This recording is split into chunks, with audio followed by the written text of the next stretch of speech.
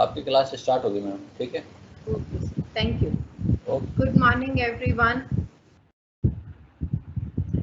Last class में we were doing aggregate demand, aggregate supply curves. ठीक है? So now उसी के हमने equilibrium किया था. Now if you have any query regarding that, कोई भी question है तो please chat box में लिख दो. ठीक है, थोड़ा सा recap देके just बहुत माइनर सा recap देके उसी को ही extend कर रहे हैं. ठीक है, so this is your aggregate demand curve जो हमने लास्ट किया था, and this is the aggregate supply curve. Aggregate supply curve की एक्चुअली 3 रेंज होती है. One is the classical range and one is the intermediate range and another one is the Keynesian range, right? So classical range जो होती है वो full employment पे है, तो बट मैंने यहाँ पे सिर्फ इंटरमीडिएट रेंज बनाई है, ना तो क्लासिकल बनाई है ना केन्सियन बनाई है. क्लासिकल के लिए ये पैरेलल टू वाई एक्सिस होता है एंड केन्सियन के लिए ये पैरेलल टू एक्स एक्सिस होता है. Equilibrium is where aggregate demand is equals to the aggregate supply. At this point of the equilibrium,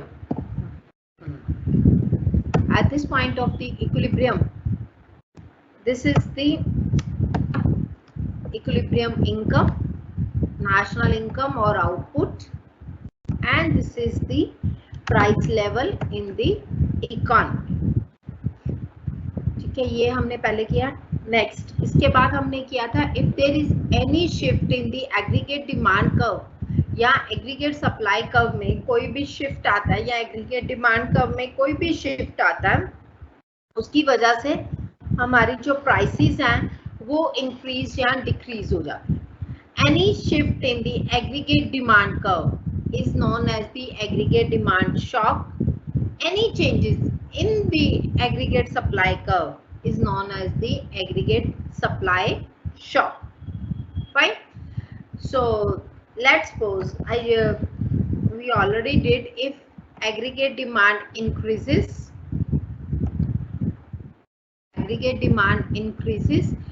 so in that case there will be a increase in the level of output and there is a increase in the price level also, right? और remember या ये change कब का है?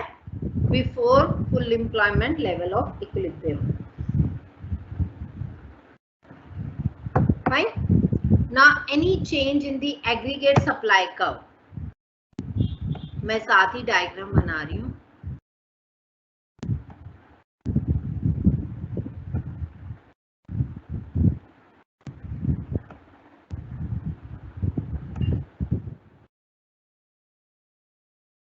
Any changes in the aggregate supply curve. अभी again मैं सिर्फ intermediate range बना रही हूँ यहाँ पे.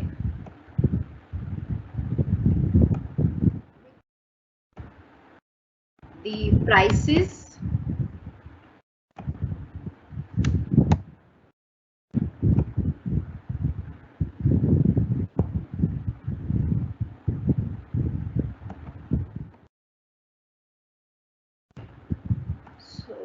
here the prices in national income increases या national output increases but the price level within the economy जो है वो क्या करता है, वो decrease करता है. Now you can see any change. अगर aggregate demand curve increase हो रहा है सो आपका प्राइसेस और इनकम दोनों में इंक्रीज आएगा. But if aggregate supply is increasing तो उससे आपकी प्राइस लेवल जो है वो डाउन होगी and there will be a increase in the output. Madam sorry for interrupt you. Actually आप चैट बॉक्स में तीसरे कॉलम पे देखेंगे, वहाँ फाइल अटैच का ऑप्शन है. नहीं है सर, वहाँ पे सिर्फ मेक अनाउंसमेंट का ऑप्शन है. नहीं, आप देखो चैट पे क्लिक करो, देखो चैट पे आपके साथ क्लियर शेयर करने का ऑप्शन है, राइट? ये आप नीचे देखोगे ना, थर्ड कॉलम है. हाँ जी, Attach- यहाँ पे attach मैं file। आपके साथ कर सकती हूँ, पर बच्चों के साथ हो जाएगा? अरे बच्चों को चला जाएगा ये। ओके, ठीक है मैम। ठीक है, thank you sir. Thank you ma'am, thank you. Thank you. So एक चीज मैं आपके साथ शेयर कर रही हूँ, जो वैसे मैंने चैट में व्हाट्सएप ग्रुप में भी शेयर कर दिया था, क्योंकि ये टॉपिक आपका उसमें नहीं है, अभी नोट्स में अवेलेबल नहीं है, तो इफ यू तो आप यहाँ से इसको लेके पढ़ सकते हो। ये जो टॉपिक है, देयर इज वन और टॉपिक, वो भी मैं आपके साथ जल्दी शेयर कर दूंगी नेक्स्ट क्लास में most probably.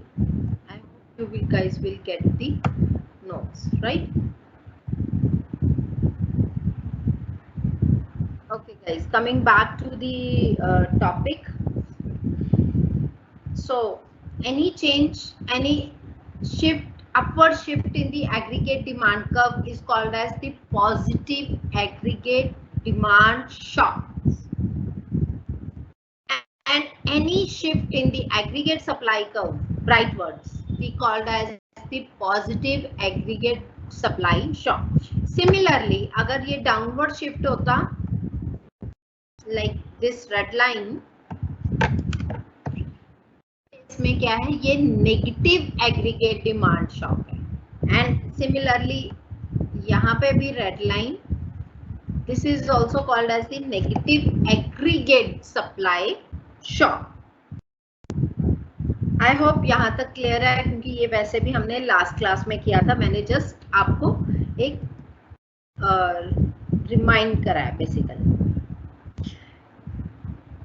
Rightward shift in aggregate demand, aggregate supply curve, favourable shock.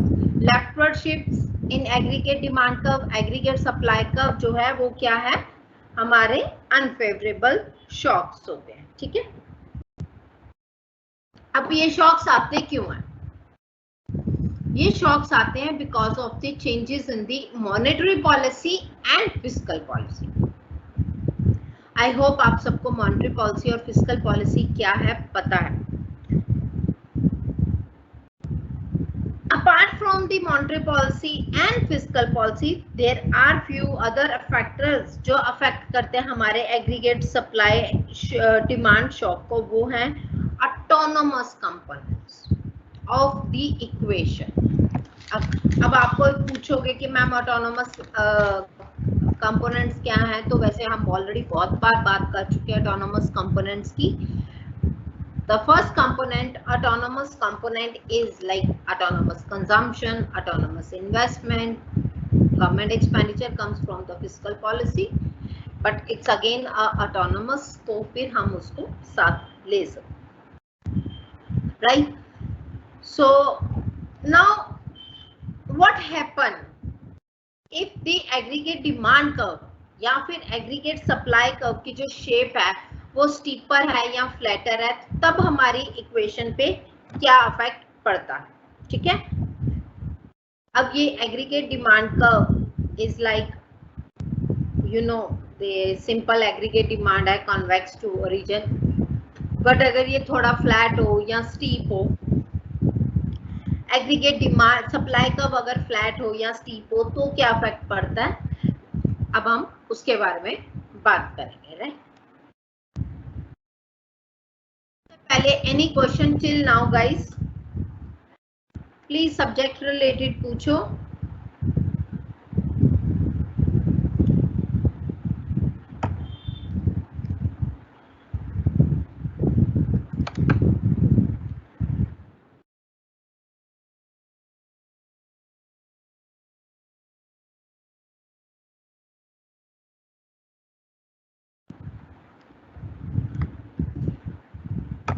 Any question?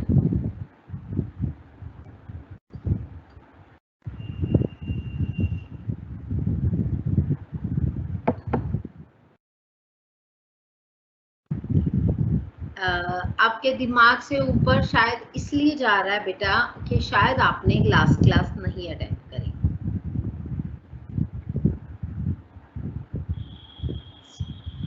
चलो मैं दोबारा से रिपीट कर देती हूँ, क्योंकि रिपीट बच्चे गाइस एक चीज ध्यान रखो, right now you are having a offline exams, अब सबके ऑफलाइन एग्जाम्स हैं, ठीक है। तो एक तो बच्चे ट्राई करा करो कि क्लास डेली लिया करो, लगाया करो, एंड उसके बाद ये जो क्लास है इसका जो है एक बार रिवाइज जरूर किया करो, ठीक है। भावना मैंने ऑलरेडी शेयर कर दी है, आप चेक करना, आपको फाइल अपलोडेड सेक्शन में इसी टीम्स ग्रुप में या फिर चैट सेक्शन में इस टीम ग्रुप के आपको मिल जाएंगे, मैंने अभी शेयर किया, शायद आप लेट आए हो, मैंने बताया था कि मैंने शेयर कर दिए, आप उसको ये वाले नोट्स ले सकते हो, राइट। सो आई नो ये नोट्स आपको अभी ऑनलाइन अवेलेबल नहीं है, तो दैट्स वाई मैंने पहले ही वैसे ही शेयर कर दिए थे, व्हाट्सएप ग्रुप में भी शेयर कर दिए एंड यहाँ पे भी कर दिए। Okay, any question, anything guys? जरा ना इधर उधर के क्वेश्चंस की बजाय ना बच्चे पहले सब्जेक्ट रिलेटेड ही पूछा, if you are having subject means जो पढ़ा रहे हैं, ठीक है। Now coming back to the again aggregate demand, aggregate supply का दीपांशु बच्चे, मैं दोबारा से सारा रिपीट होना ही है बिकॉज कर्व्स की स्टीपनेस और फ्लैटनेस है। सो आई थिंक आपने बच्चे पुरानी क्लास नहीं लगाई है, पिछली 2 क्लासेस नहीं लगाई है, तो कोशिश करो आप जरा उसके वीडियो लेक्चर्स देख लो, right.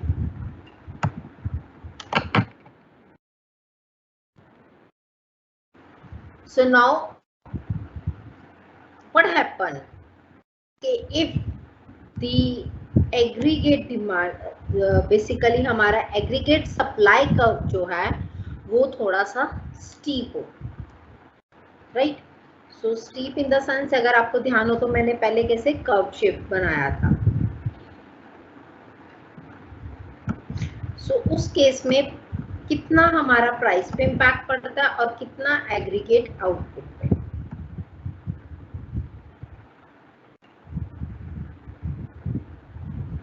So this is my aggregate supply curve, ये थोड़ा स्टीप है बट मैं इसको थोड़ा और ज्यादा स्टीप कर देती हूँ।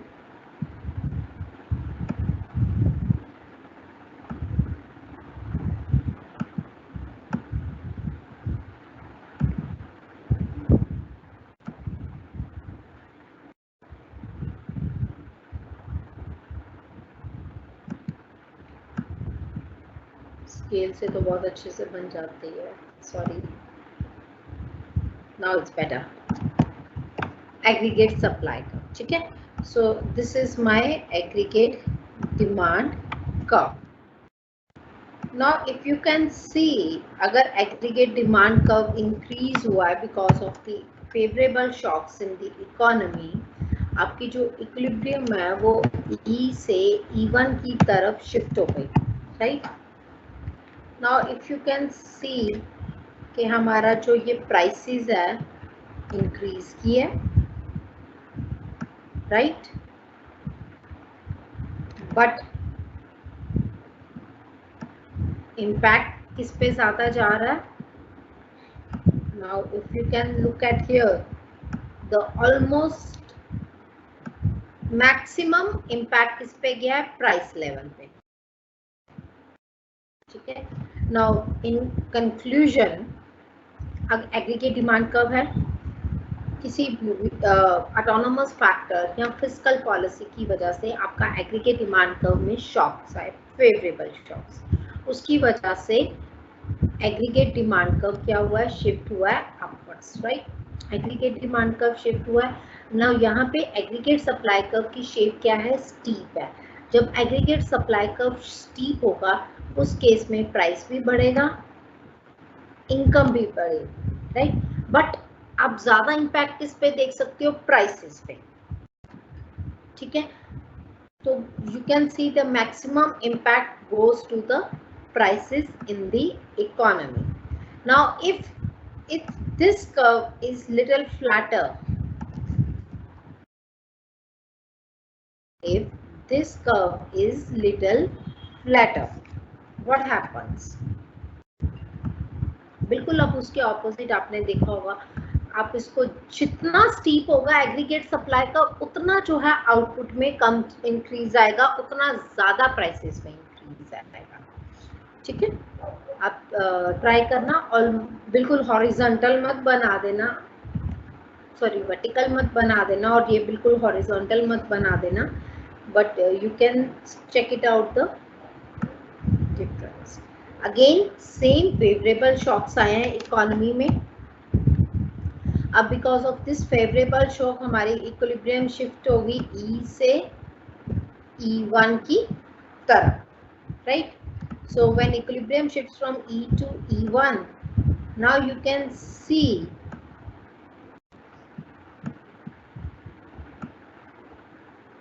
इस केस में प्राइसेस में कम चेंज आया as compared to the output. You can see there is a increase in the price level, but there is a increase in the output, but output में ज्यादा चेंज आया as compared to the prices. ठीक है, सो in conclusion दोनों को अगर मैं मिला के कंक्लूड करूं, अगर एग्रीगेट सप्लाई कर्व स्टीप है means like try to be parallel to y axis, means not exactly parallel to y axis, exact vertical नहीं बनाना, क्योंकि वर्टिकल बनेगा तो that means Keynesian sorry classical range है, that means full employment level of output वाली range है, natural level of employment वाली range है। If the aggregate supply curve is steep, in that case price level पे ज्यादा impact आएगा as compare to the output. If the aggregate supply curve is flatter, उस case में हमारा output पे ज्यादा इंपैक्ट आएगा as compare to the price level, right? Any question Deepanshu? I hope अब आपको थोड़ा समझ आ गया होगा।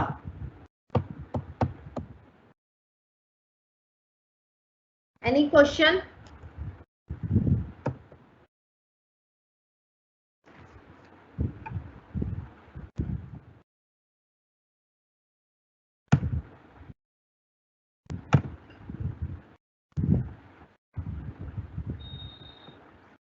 ना अभी हमने क्या किया, एग्रीगेट सप्लाई कर्व फ्लैट है या स्टीप है, ठीक है ना? अगर एग्रीगेट डिमांड फ्लैट है या स्टीप है, then in that case what will happen?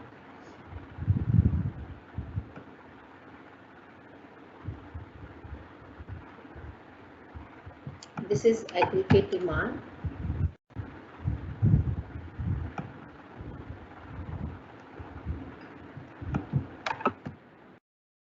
right?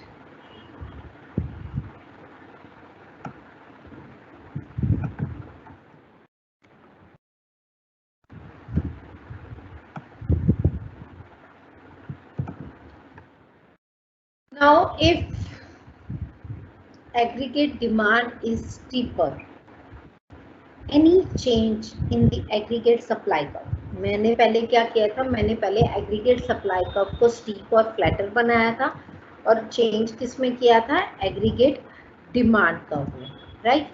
अब इस केस में मैंने क्या किया, मैंने एग्रीगेट डिमांड को स्टीप बनाया है, फ्लैटर बनाया है, and there will be a change in the shocks किस में आया है, एग्रीगेट सप्लाई, ठीक है? So this is your initial level of equilibrium,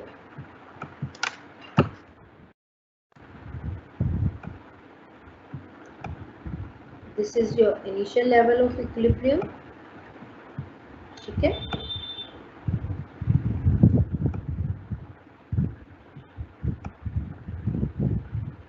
Now any changes, any favorable shocks in aggregate supply curve, when aggregate demand curve is steeper, उस case में क्या है, अब you can see yourself, हमारा जो income है, आउटपुट है, उसमें बहुत कम चेंज आ रहा है as compare to the prices.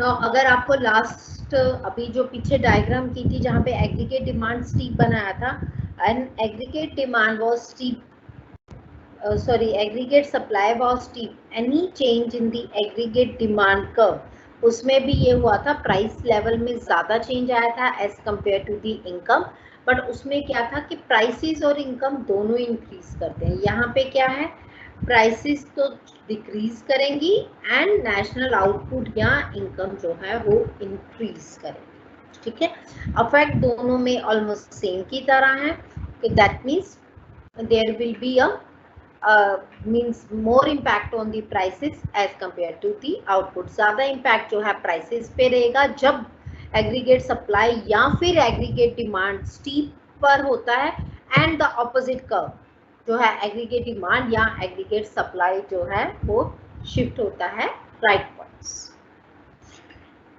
and opposite आप कर सकते हो means vice versa also true जब ये decline होते हैं। ठीक है, वो आप अपने आप कर लेंगे।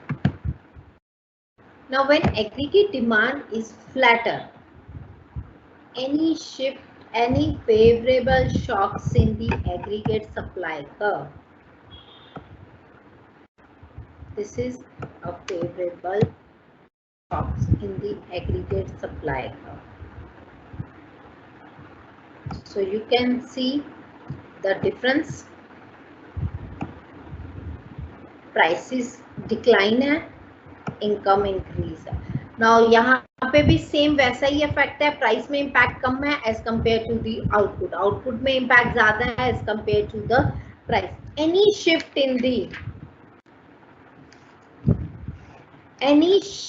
इन the aggregate demand,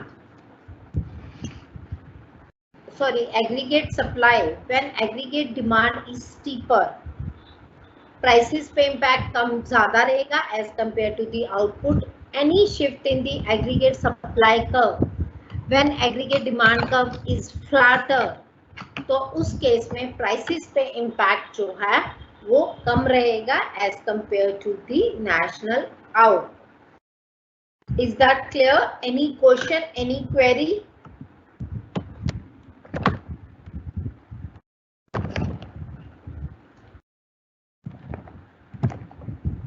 Any question, any query, guys?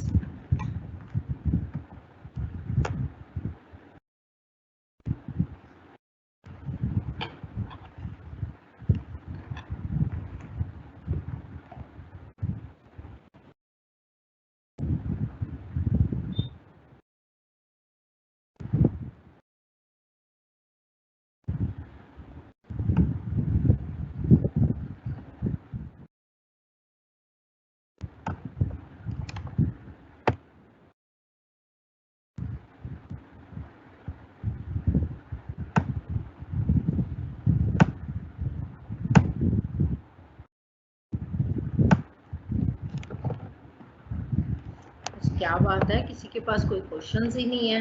Otherwise you guys are supposed to ask me a lot.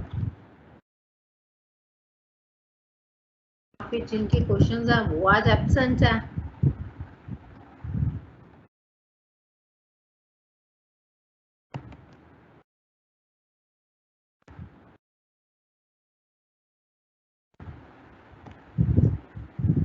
Now, if you remember one thing, that multiplier क्या होता है कि इन्वेस्टमेंट अगर one time there is a change in the investment, there is a multiplied times change in the income. That means मैं multiplier simple आपको revise करा रही हूँ, मतलब जस्ट एक लाइन बता रही हूँ, लास्ट सेमेस्टर में हमने किया था। Any change in the investment causes the multiplier times change in the income, right?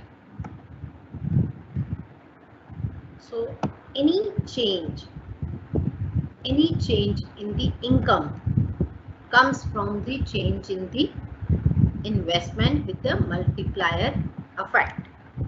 ठीक है, सो अभी हमने क्या किया था कि aggregate demand curve and aggregate supply के शॉक्स देखे थे, मींस हमारी कोई ना कोई चेंज इन द इनकम हुआ। ठीक है, now Now I just want to see what the multiplier effect comes out to be. See, let's suppose हम बहुत सिंपल से इसको समझने की कोशिश करते हैं कि when aggregate supply curve is horizontal.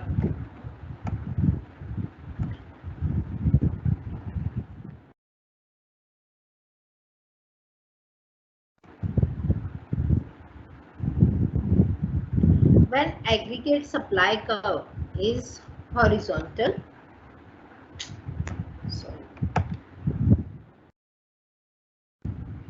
simple, it relates to the changes in the, this is the aggregate demand.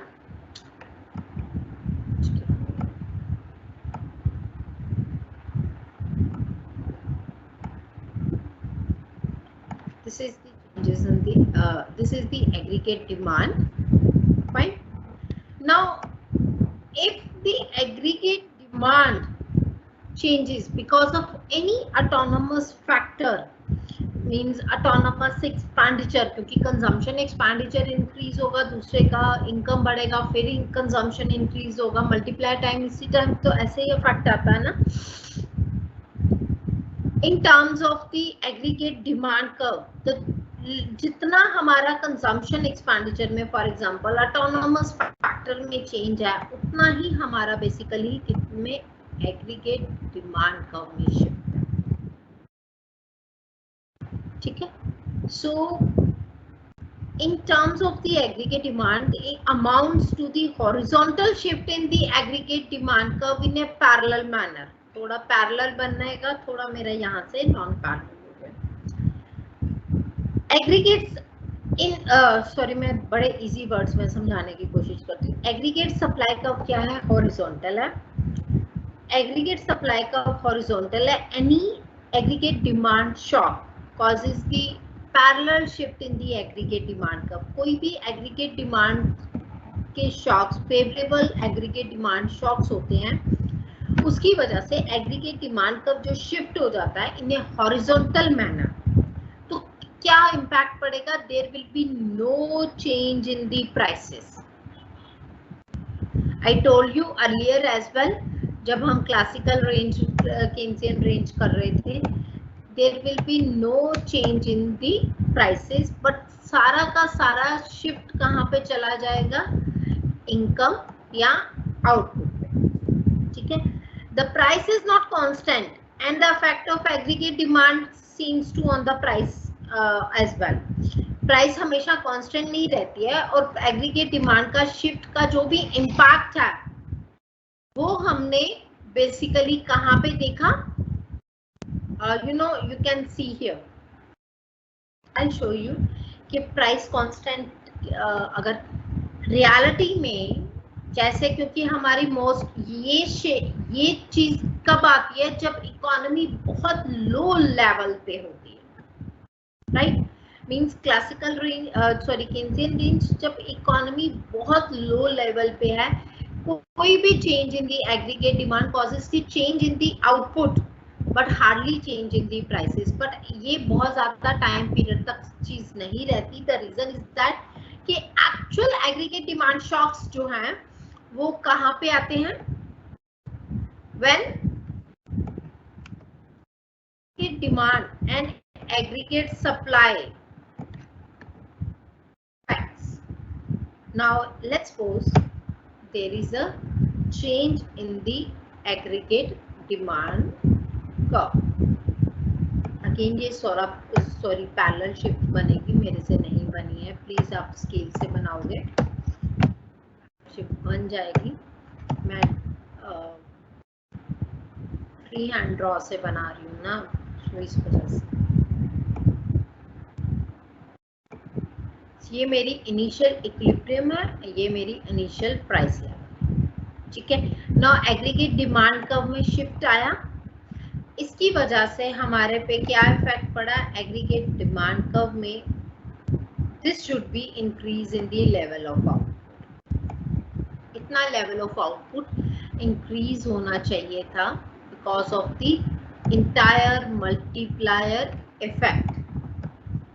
ठीक है, बट क्योंकि अगर प्राइस लेवल कांस्टेंट रहते तो राइट, तो इन that case if the price level remains constant तो सारा का सारा इम्पैक्ट किस पे जाता है, सिर्फ और सिर्फ एग्रीगेट डिमांड कर्व पे। सॉरी, अगर एग्रीगेट डिमांड कर्व शिफ्ट होता है पैरेलल में, प्राइसेस रिमेन्स कांस्टेंट, तो सारा का सारा इम्पैक्ट किस पे जाता है, नेशनल इनकम या आउटपुट पे। There is a increase in the national income with a multiplier times. Now आप देखो कि आपका एग्रीगेट डिमांड कर्व में कितना चेंज आया, और उससे कहीं ज्यादा चेंज जो है नेशनल इनकम में आया।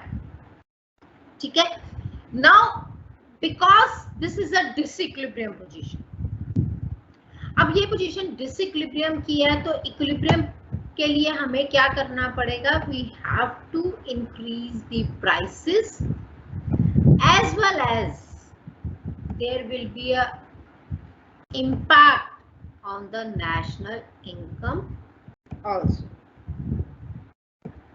Repeat कर रही हूँ,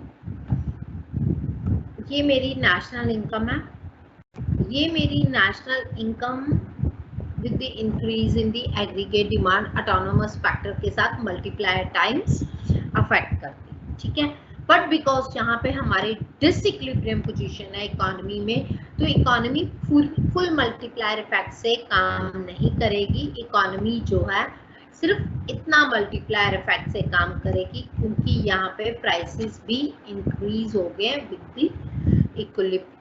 with the increase in the aggregate demand curve। ठीक है, अगर हाँ प्राइसेस कांस्टेंट रहते तो ये मेरा फुल मल्टीप्लायर इफेक्ट होता। इस तरह से मल्टीप्लायर इफेक्ट पे काम नहीं करा, because the reason is that economy was in the disequilibrium position. Any question, sorry ये समझ आ गया बच्चे? Any question regarding this? ये वाला केस एक्सट्रीम केस है, एक और एक्सट्रीम केस है। टिल द टाइम मैं केस बना रही हूँ, आप प्लीज क्वेश्चंस टाइप कर लो।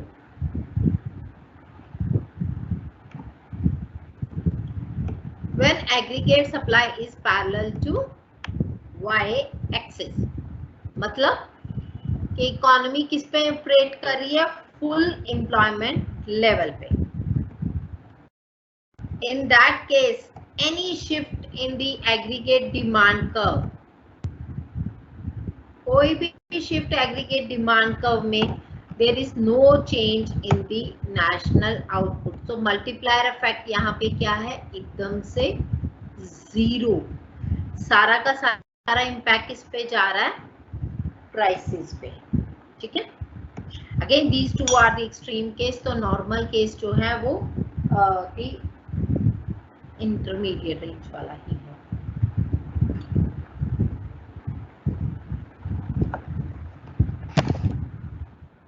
क्वेश्चन गाइस, भावना सिलेबस बच्चे मैं ग्रुप में शेयर कर दूंगी, अदरवाइज आपके पास ऑनलाइन एसवाइएल की वेबसाइट पे आप CBCS के अंडर सिलेबस देखना, उसमें आपको मिल जाएगा। ठीक है, प्रिंसिपल्स ऑफ मैक्रो इकोनॉमिक्स 2, तो उसका आप सिलेबस देखना, आपको बेसिकली वो सिलेबस जो है अवेलेबल हो जाएगा। अदरवाइज आप मुझे मैसेज कर देना या ग्रुप में मैं शेयर कर दूँ। ठीक है,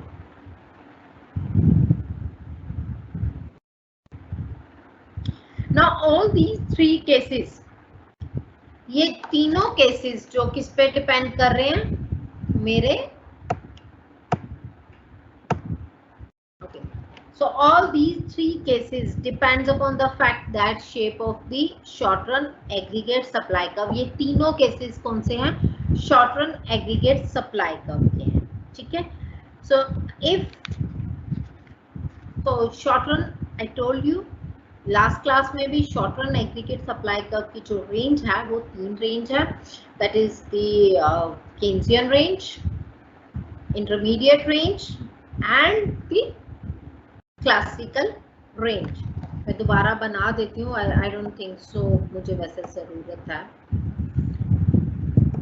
Keynesian, intermediate, classical, full employment level. ठीक है, लास्ट क्लास में मैंने आपको long run aggregate supply curve भी बताया था and recessionary gap and inflationary gap भी बताया था।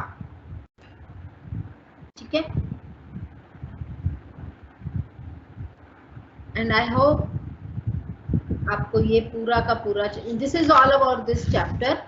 आई होप आपको ये पूरा का पूरा चैप्टर जो है वो समझ आ गया है। Till the time you are having any query, तो आप क्वेरीज लिखो, तब तक मैं अदरवाइज आपको कुछ क्वेश्चंस बताती हूँ जो इस चैप्टर से मोस्ट ऑफ द टाइम्स जो है पूछे जा सकते हैं।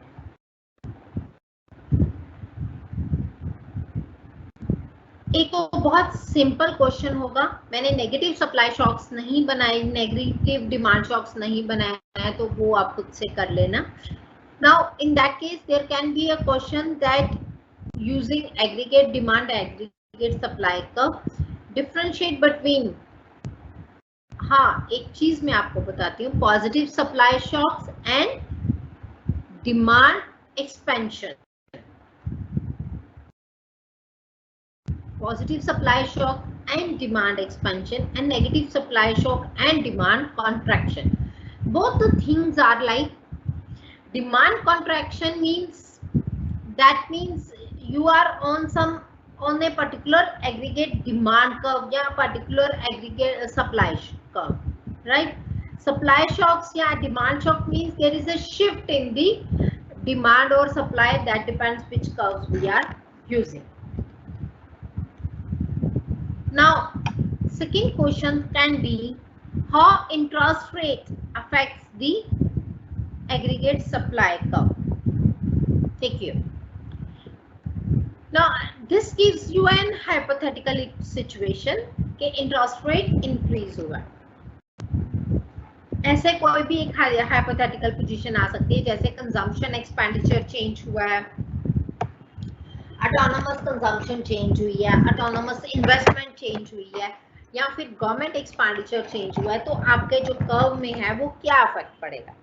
ठीक है, सो उस केस में फर्स्ट थिंग आपको सिर्फ इमेजिन करना है कि क्या चीज चेंज हो रही है और उसका किस पे पॉजिटिव और किस पे नेगेटिव इम्पैक्ट पड़ रहा है। फॉर एग्जांपल इंटरेस्ट रेट की बात करें, इंटरेस्ट रेट पे किस पे इम्पैक्ट जाएगा, इंटरेस्ट रेट पे दो इम्पैक्ट जाते हैं, एक तो इन्वेस्टमेंट अगर इंड्यूस्ड है तो वो डिक्रीज होगी, दूसरा हमारी जो सप्लाई है, सॉरी मनी सप्लाई है, मनी पे इफेक्ट पड़ेगा।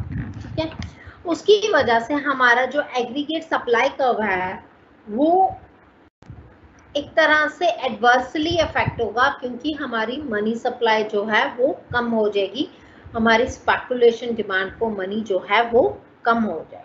ठीक है, अब जब उसमें हमें पता लग गया क्या इफेक्ट पड़ा है कि एग्रीगेट सप्लाई शॉक्स आए हैं अनफेवरेबल में, अनफेवरेबल में आए हैं, तो व्हाट इट मींस दैट कि आपका aggregate supply curve downward shift हो जाएगा। ठीक है, सो आप फिर आगे उसी वे से अब बाकी की डायग्राम से एक्सप्लेन कर सकते। There can be a question like why aggregate supply curve is having a 3 ranges. केन्सियन का क्या इंपॉर्टेंस है, इंटरमीडिएट क्यों है, क्लासिकल क्यों है। ठीक है, नाउ आप उसको एक्सप्लेन कर सकते हो। केन्सियन जो है रेंज, इसमें से तीनों में से एक भी आ सकती है, तीनों भी आ सकती हैं। ठीक है, तो आप उसको, जैसे मैंने आपको बताया कि जो फुल एम्प्लॉयमेंट लेवल पे क्लासिकल रेंज है, that is at the natural level of employment पे है। जो एग्रीगेट सप्लाई का जो हमारा केन्सियन रेंज पे है, this is just because of the very low level of the equilibrium. ठीक है,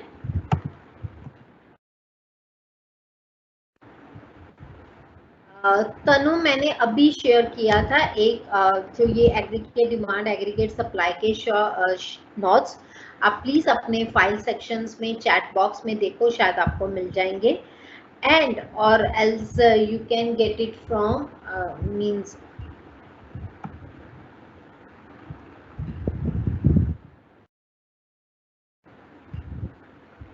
एंड ऑल्सो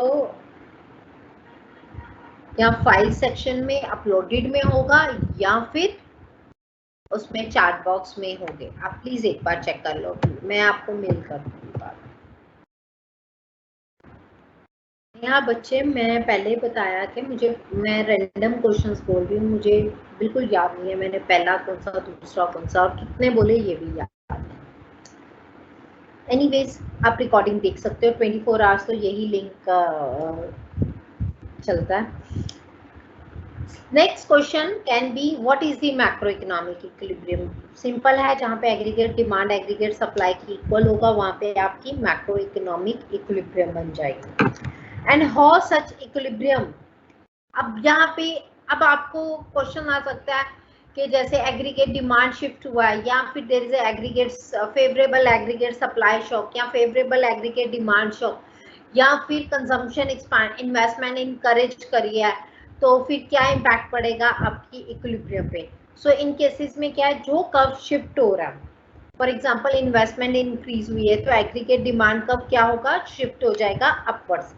अब एग्रीगेट डिमांड कर्व शिफ्ट हो गया अपवर्ड्स, तो उस केस में क्या हो गया कि जो इक्विलिब्रियम है, just like this I draw, see this is the aggregate demand curve. Investment encourage करिए, सो सबसे पहले आप सोचोगे कि इन्वेस्टमेंट इंक्रीज हुई है तो पहले देखो एग्रीगेट डिमांड शिफ्ट होगा कि एग्रीगेट सप्लाई शिफ्ट होगा। So obviously aggregate demand shift होगा क्योंकि उसमें हमारा क्या चीज है, the consumption investment and the government expenditure. ठीक है, सो इन्वेस्टमेंट इनकरेज हुई है, favourable aggregate demand shocks. So favourable aggregate demand shocks हैं, so favourable aggregate demand shocks हैं, सो उसकी वजह से क्या हो गया, इक्विलिब्रियम आपकी शिफ्ट हो गई upwards. Now the question there may be might be one more question including this is that कि अगर एग्रीगेट सप्लाई फ्लैटर है तो क्या इम्पैक्ट पड़ेगा। तो flat curve aggregate supply curve का बना दोगे, so you can say like just like this flatter and shift in the aggregate demand. अगर उसने कहा है कि स्टीपर है तो आप स्टीपर बना देना, अगर उसने कुछ भी नहीं कहा फ्लैटर है या स्टीपर है कोई बात नहीं कही, सिंपल उसने कहा कि एग्रीगेट डिमांड शिफ्ट हो गया, तो फिर आप ये इंटरमीडिएट रेंज बना के तो आपका एग्रीगेट डिमांड का को अपवर्ड स्लोपिंग शिफ्ट करके then you can explain the your answer. So next question can be आपको मैंने inflationary gap and deflationary gap बताया था, that is the GDP gap. उस पे पूछा जा सकता है what do you mean by the GDP gap, inflationary gap क्या होता है, डिफ्लेशनरी गैप क्या होता है, और ऑटोमेटिक एडजस्टमेंट्स जो है वो इम्पैक्ट करती हैं इक्विलिब्रियम को। अगर लॉन्ग रन सप्लाई कर्व जो है, अगर एग्रीगेट डिमांड कर्व शिफ्ट हुआ है upwards, just like aggregate demand shift हुआ है अपवर्ड्स, और आपका लॉन्ग रन सप्लाई कर्व जो है वो ऐसे है, तो किस क्या इम्पैक्ट जाएगा। अगर long run aggregate supply curve यहाँ पे है तो आपको याद होगा मैंने लास्ट क्लास में बताया था, तो किस पे इम्पैक्ट जाएगा, तो उस केस में एग्रीगेट डिमांड एग्रीगेट सप्लाई दोनों पे इम्पैक्ट जाएगा। इस केस में सिर्फ एग्रीगेट डिमांड कर्व पे इम्पैक्ट जाएगा, there will be no impact on the aggregate supply curve. Next question can be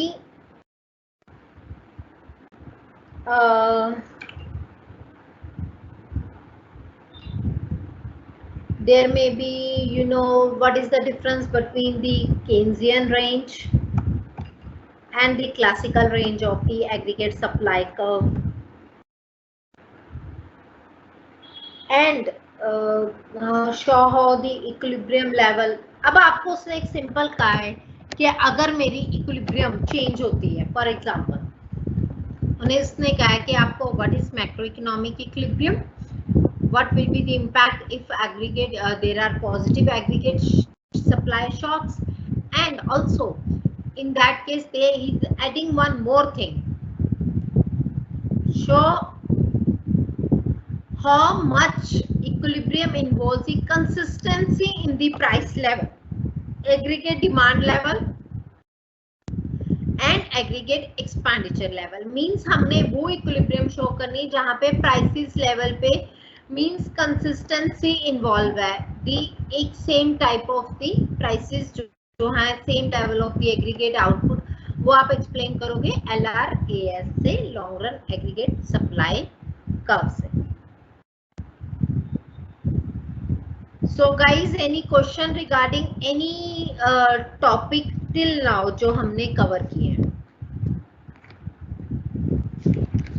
वैसे भावना मैं आपको थोड़ा सा सिलेबस ऐसे बता देती हूँ, अदरवाइज आप वहां से डाउनलोड कर लेना। The first chapter consist of the first unit consist of the ISLM का, second unit GDP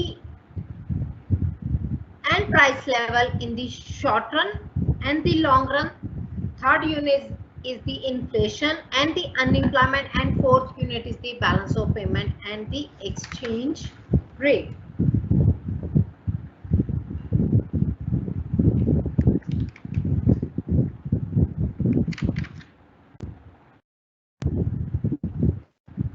Okay, so this was the syllabus, and still I am asking you, if you are guys are having any kind of problem in regarding the any topic, so we can discuss right now because we are having a 10 minutes right now. मैं ISLM का के भी थोड़े से questions बता देती हूँ। I think I don't know कि हमने ISLM के बाद क्वेश्चन डिस्कस किए थे। हाँ, न्यूमेरिकल किया था, that I don't remember. Using ISLM curve, what happens the interest rate, prices and along the given schedule. ISLM की इक्विलिब्रियम बनाओ, उसने पूछा कि ISLM बनाओ, एंड उसके बाद उसने कहा कि इंटरेस्ट रेट चेंज हो गया तो ISLM पे क्या इफेक्ट पड़ेगा।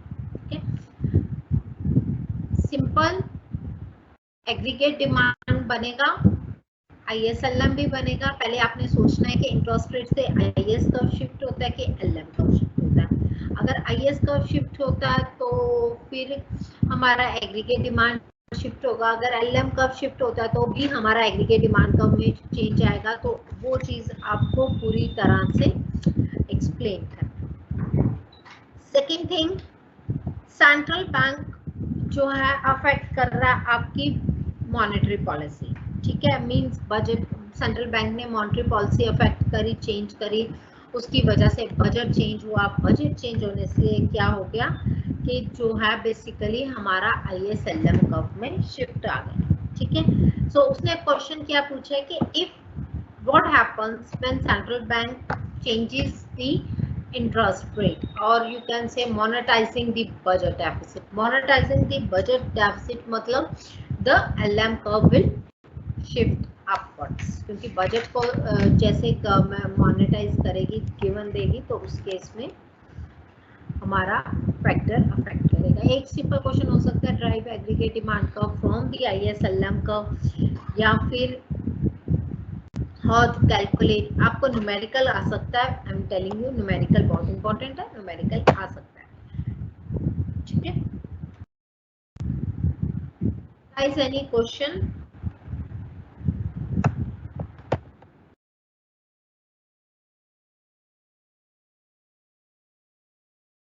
इसमें आपको एक और बताना चाह रही हूँ कि जो 10 इयर्स है ना, आप ऐसे बात करते हो बार बार 10 इयर्स से पढ़ ले मैम, 10 इयर्स में सारा पेपर आता है एंड ऑल दैट। मैं उसको एक बात बताती हूँ कि जो 10 इयर्स होते हैं ना बच्चे, पिछले 10 साल के एक तरह से क्वेश्चन पेपर्स, आप यही मानता है कहते हैं हम, वो क्वेश्चन पेपर्स में क्या होता है कि बच्चे जो हर चैप्टर में से मैक्सिमम जो है 5 या 6 क्वेश्चन बनते हैं। तो आप देखो कि हर क्वेश्चन को अगर हम एक बार भी बात करें तो कम से कम 2 बार तो आ ही सकता है, राइट। तो वो जो फ्रीक्वेंटली रिपीटेड क्वेश्चंस वही होते हैं जो उसके बेसिकली क्वेश्चंस बनते हैं। 10 year is a long time span, right. तो 10 इयर्स में ना बच्चे, मुझे I don't have any experience regarding that कि उसका जो है how they actually basically you know कि उनकी एक्सप्लेनेशन कैसी है। क्योंकि मैंने पढ़े नहीं है कभी, तो इसीलिए मैं टेंजेंट्स के बारे में ज़्यादा आपको गाइडेंस नहीं दे सकती। मैं आपको सिंपल बुक कह सकती हूँ, आप टी.आर. जैन पढ़ लो, दीपाश्री पढ़ लो, एंड बहुत सारी बुक्स आ रही हैं आजकल मार्केट में, आप उनमें से कोई भी बुक पढ़ लो, कोई भी बुक पढ़ लो, you will get the some material from that, ठीक है। तो अच्छा, थोड़ा एक्सप्लेनेशन टी.आर. जैन पढ़ोगे तो अच्छा है, क्योंकि उसमें ना एक्सप्लेनेशन बहुत ज़्यादा दी है, तो अच्छे से एक्सप्लेनेशन को आप लिख सकते हो in the way you want to, right? Okay guys,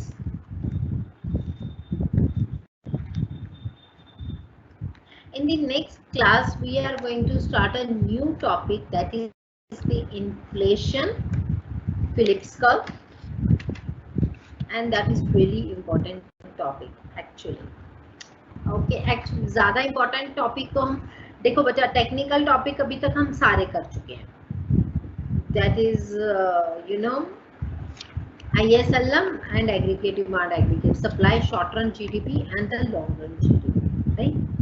So if I am not wrong, तो उसके बाद हमारे पास इन्फ्लेशन फिलिप्स का है, थोड़ा सा टेक्निकल, बाकी हमारे कोई डिफिकल्ट टॉपिक्स नहीं है। तो फिर से पूछ रही हूँ बच्चे, कोई भी किसी भी टॉपिक से आपको कोई भी प्रॉब्लम है तो प्लीज पूछ लो।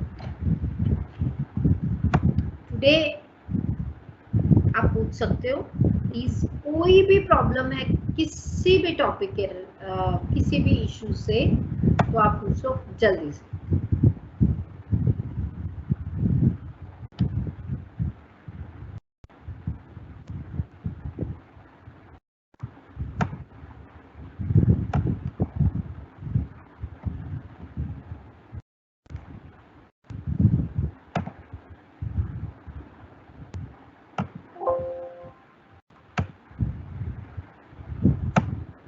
I hope there is no more questions. Okay guys, then take care, bye, have a nice day.